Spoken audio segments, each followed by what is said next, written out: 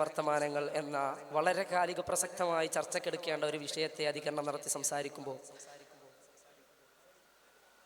കേരളത്തിലെ മുസ്ലിം സമുദായത്തെ മാർഗഭ്രംശങ്ങളിൽ നിന്ന് ഋജുപാതയിലേക്ക് നയിച്ച പക്വതയെ കേരളം വിളിച്ച പേരാണ് സമസ്ത കേരള ജംഇയ്യത്തുൽ ഉലമ എന്ന് പറയുന്നത്.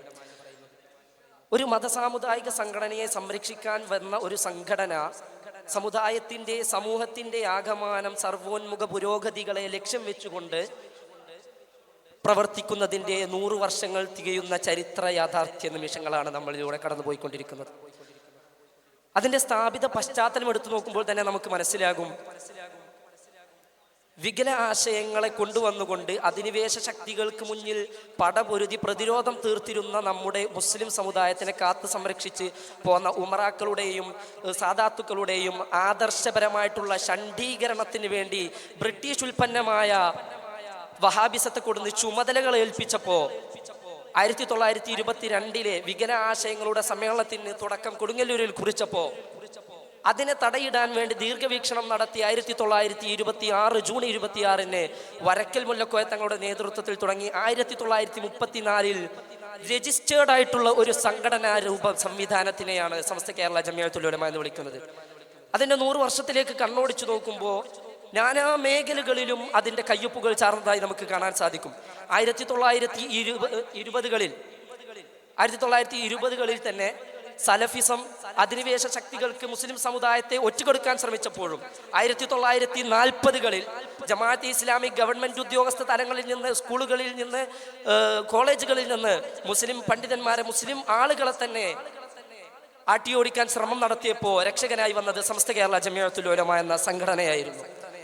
തീവ്രവാദവും രാഷ്ട്രീയ പിന്നാക്കാവസ്ഥയും അങ്ങനെ തുടങ്ങിയ ദിശാരഹിത രാഷ്ട്രീയവും അരാഷ്ട്രീയവും അങ്ങനെ തുടങ്ങി എല്ലാവിധ മുസ്ലിം സമുദായത്തിന്റെ അസ്തിത്വത്തിന്റെ തകർച്ചയ്ക്ക് തന്നെ കാരണമായേക്കാവുന്ന കാര്യങ്ങളെ ദീർഘവീക്ഷണം നടത്തി മുന്നിൽ കണ്ടുകൊണ്ട് അതിന് തടയിടുന്ന ഒരു സംവിധാനമാണ് സമസ്ത എന്ന് പറയുന്നത്.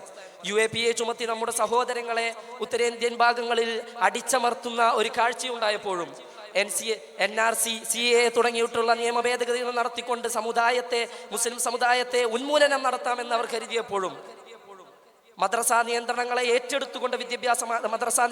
ഏറ്റെടുത്തുകൊണ്ട് മുസ്ലിം സമുദായത്തിന്റെ സാംസ്കാരികതയെയും ആദർശതയെയും ഇല്ലാതാക്കി കളയാമെന്ന് അവർ വിചാരിച്ചപ്പോഴും 1992 ഡിസംബർ 6 18 മണിക്കൂറുകൾ എടുത്തുകൊണ്ട് കൈകളെ മാത്രം ആയുധങ്ങളാക്കി ഹിന്ദുത്വ തീവ്രവാദികൾ ബാബരി മസ്ജിദിനെ കീറിമുറിച്ചപ്പോഴുമെല്ലാം കലാപത്തിലേക്കൊന്നും ഇറങ്ങാതെ സംയമനം പാലിച്ചുകൊണ്ട് രാഷ്ട്രത്തിൽ ഒതുങ്ങി നിന്നുകൊണ്ട് ഭരണഘടനയ്ക്ക് അനുസൃതമായിട്ടുള്ള തീരുമാനങ്ങൾ എടുത്തുകൊണ്ടാണ് നമ്മുടെ സമസ്ത അതിനെല്ലാം പ്രതിരോധിച്ച് ഇന്ന് കാണുന്ന ഈ ഒരു വിഹാരം നടത്താൻ നമ്മുടെ സമുദായത്തിന് കഴിഞ്ഞിട്ടുണ്ടെങ്കിൽ അത് സമസ്തയുടെ പ്രവർത്തനങ്ങളുടെ പരിണിത ഫലം കൊണ്ടാണെന്ന് നാം മനസ്സിലാക്കണം.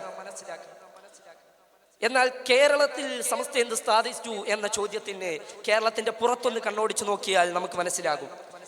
പ്രതിരോധങ്ങൾ തീർക്കുക മാത്രമല്ല, വ്യത്യസ്ത പ്രമേയങ്ങളിലൂടെ വികല ആശയങ്ങളെ ചെറുത്തു നിൽക്കുക മാത്രമായിരുന്നില്ല സമസ്തയുടെ ലക്ഷ്യം. സർവോന്മുഖ ലക്ഷ്യങ്ങളെ മുന്നിൽ കണ്ടുകൊണ്ട് ഒരേ സമയം 15,000-ഓളം വരുന്ന വിദ്യാഭ്യാസ സ്ഥാപനങ്ങൾക്ക് നേതൃത്വം കൊടുത്ത് കേരളത്തിനകത്തും പുറത്തുമായി കരിക്കുലം സ്ഥാപിച്ച്, വ്യക്തമായിട്ടുള്ള സിലബസുകൾ സ്ഥാപിച്ച്, പരീക്ഷാ സംവിധാനം സ്ഥാപിച്ചുകൊണ്ട് സമന്വയ വിദ്യാഭ്യാസം എന്ന ന്യൂറോലമ MA ഉസ്താദിന്റെ മനസ്സിൽ ഉദിച്ച ആശയത്തെ പുനർവിചിന്തനം നടത്തി അതിനെ പുരോഗതി കൈവരിച്ചുകൊണ്ട് ഇന്ന് നിൽക്കുന്ന AI കാലത്തേക്ക്, ഡിജിറ്റൽ വേൾഡിന്റെ ലോകത്തേക്ക് ഭൗതിക വിദ്യാഭ്യാസത്തിനോട് കിടപിടിക്കുന്ന രീതിയിൽ നമ്മുടെ മദ്രസാ വിദ്യാഭ്യാസ സ്ഥാപനങ്ങളെ കൊണ്ടുവരാൻ സാധിച്ചിട്ടുണ്ടെങ്കിൽ ഒറ്റ പേരെ അതിന്റെ പിന്നിലുള്ളൂ, സമസ്ത കേരള ജംഇയ്യത്തുൽ ഉലമ എന്ന് നമുക്ക് തീർത്ത് പറയേണ്ടി വരും.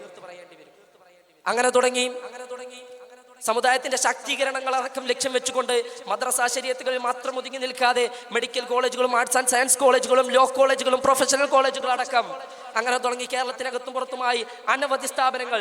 നോളജ് സിറ്റി ഉദാത്തമായ ഒരു ഉദാഹരണമാണ് നമുക്ക് കീഴിൽ. അങ്ങനെ തുടങ്ങി സമന്വയ വിദ്യാഭ്യാസത്തിന്റെ അത്യുന്നതയിൽ നിൽക്കുന്ന, നമ്മെ ഒരിക്കൽ കീഴ്ജാതിക്കാരെന്ന് മുദ്രകുത്തിയിരുന്ന, പഴഞ്ചന്മാരെന്ന് മുദ്രകുത്തിയിരുന്നവർക്കെതിരിൽ ശാക്തീകരണത്തിന്റെ വെല്ലുവിളികൾ ഉയർത്തിപ്പിടിച്ചുകൊണ്ട് അതിനെ സധൈര്യം നേരിട്ടുകൊണ്ട് നമ്മുടെ ഉലമാക്കൾ ഇന്ന് അത്യുന്നതയിൽ എത്തി നിൽക്കുന്നുണ്ടെങ്കിൽ അതിന്റെ ഒരേ ഒരു കാരണം സമസ്തയാണ്. എന്നാൽ 100 വർഷം തികയുമ്പോൾ 10,000 മാതൃകാ ഗ്രാമങ്ങളെ സമ്മാനിച്ചുകൊണ്ട് 50,000 വരുന്ന മാതൃകാ അധ്യാപകന്മാരെ സമുദായത്തിന് കൊടുത്തുകൊണ്ടാണ് ഈ ഒരു സമസ്ത 100-ാം വാർഷികം ആഘോഷിക്കുന്നത് തന്നെ. നമുക്ക് എങ്ങനെ വിട്ടു നിൽക്കാനാകും? മുസ്ലിം സമുദായത്തെ ഇത്രയും ഉന്നതിയിൽ എത്തിച്ച ഒരു സംഘടനയെ ഐഡന്റിറ്റി ക്രൈസിസിൽ നിന്നും രക്ഷിച്ച, അല്ലെങ്കിൽ സ്വത്വത്തെ നഷ്ടപ്പെടുന്ന രീതിയിൽ അല്ലെങ്കിൽ അടിച്ചമർത്തപ്പെടേണ്ട ഒരു സമുദായത്തിനെ കരക്കടുപ്പിച്ച ഈ ഒരു സംഘടന എങ്ങനെ നമുക്ക് കൈവിടാനാകും? ഇന്നും സ്ഥാപിത ലക്ഷ്യത്തിൽ ഊന്നി നിന്നുകൊണ്ട് പല വ്യാജ ത്വരീഖത്തുകൾക്കെതിരും നമ്മൾ മത്സരിക്കുന്നുണ്ട്. സമസ്തയെ നാം ചേർത്ത് പിടിക്കണം എന്ന മെസ്സേജ് മാത്രം കൺവേ ചെയ്തുകൊണ്ട് ഞാൻ എൻ്റെ വാക്കുകൾക്ക് വിരാമം കുറിക്കുന്നു.